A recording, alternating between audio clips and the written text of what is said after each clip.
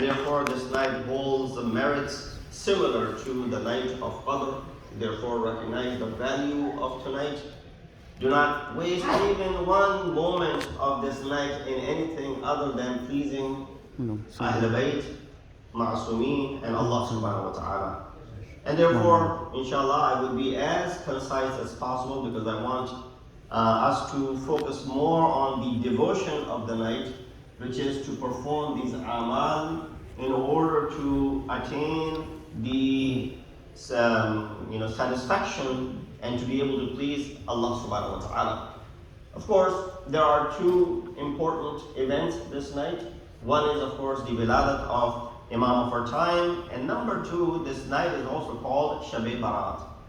Now, Shab-e-Barat existed prior to the wiladat of Imam. This was something which was celebrated prior to, and that's why you see many of brothers in Islam, other faiths also celebrate and take benefit from this night by performing certain amal which are mentioned in their books of history and hadith and fiqh.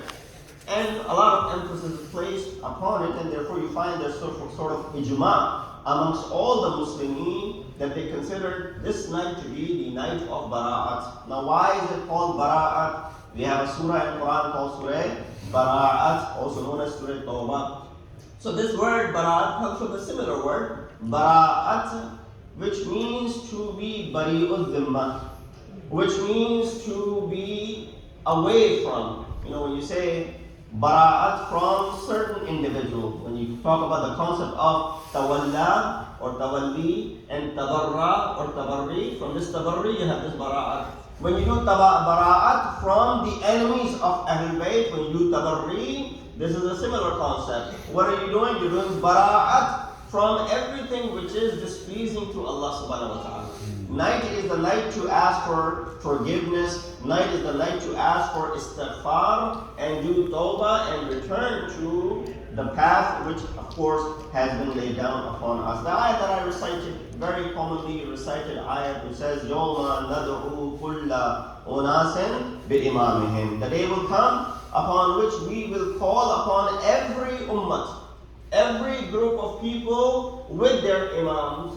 And therefore, you and I are lucky in this regard that we are the only ummah of Rasulullah from Hazrat Muhammad